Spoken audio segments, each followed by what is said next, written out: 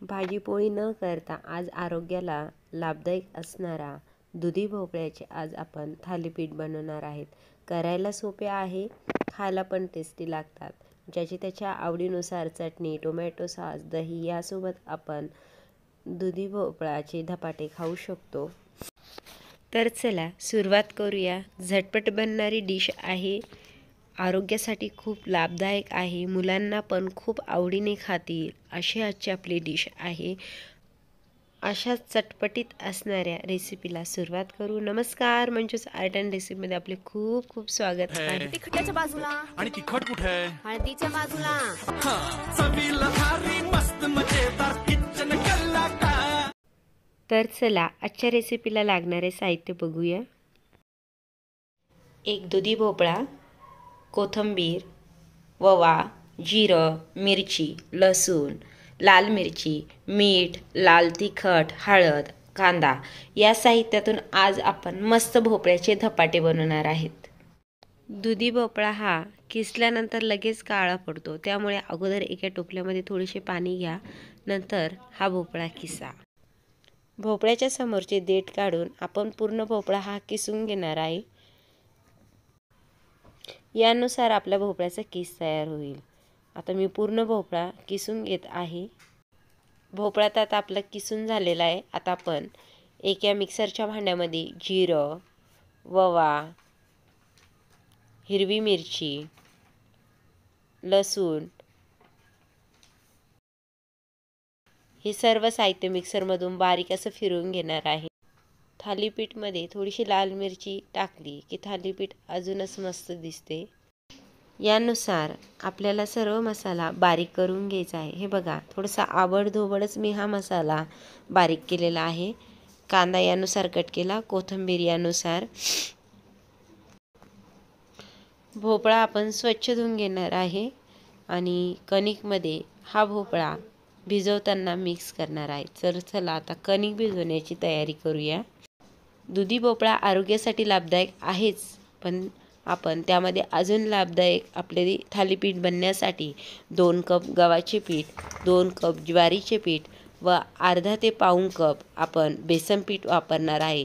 3 पिठाला मिक्स करून आजच्या आपण कणिक भिजवणार आहे। यानुसार सर्व पिठाचे मिश्रण आपण एकत्र करून घेणार आहे।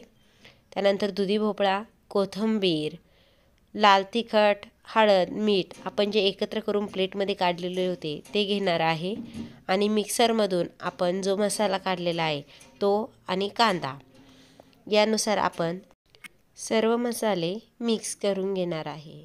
सुरुवातीला जे आपण मसाले दाखवलेले होते ते पूर्ण मसाले मिक्स केल्यानंतरच मी हे कणिक भिजवणार आहे। कणिक भिजवताना सुरुवातीला पाणी न टाकता जे आपण भोपळा किसलेला आहे त्यामध्येच आपण हे पीठ मळून घेणार आहे। म्हणजे आपल्याला अगदी थोडंसंच पाणी या पीठ भिजवताना लागणार आहे, कारण की भोपळ्याला ओलावा असतो, त्यामुळे पीठ भिजणं खूप कमी पाण्यात होते। हे बघा किती ओलसर आपलं हे पीठ तयार झालेलं आहे।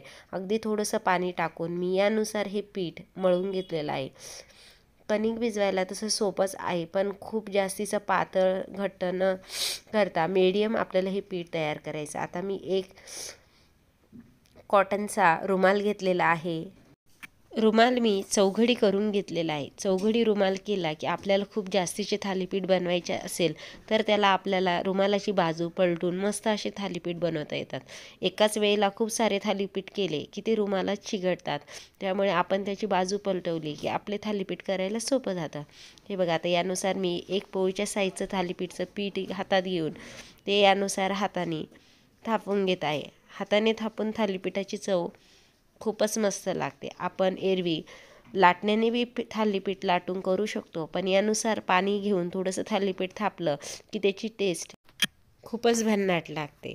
यानुसार थालीपीठ तयार झालं की मध्ये मी अगदी छोटासा एक होल करणार आहे।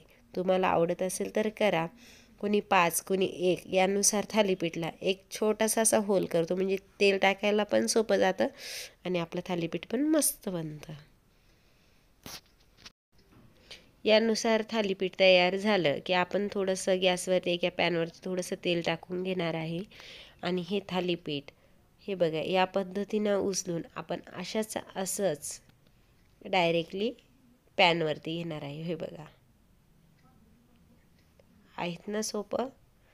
यानुसार आपण सर्व थालीपीठ थापून घेणार आहे. करायला सोपं आहे. यानुसार थालीपीठ झाल्यावर थोडंसं तेल सोडून आपण मस्त थालीपीठाच्या दोन्ही बाजू खरपूस अशा भाजून घेणार आहे.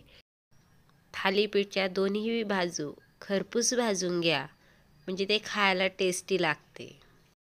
यानुसार आपलं थालीपीठ तयार झालेलं आहे. थालीपीठ भाजल्यानंतर थालीपीठला मस्त असा कलर येतो. आता मी एक एक करत हे पूर्ण थालीपीठ तयार करून घेत आहे. यानुसार थालीपीठ खरपूस असं भाजून घ्या. हे बघा, आपलं थालीपीठ तयार आहे.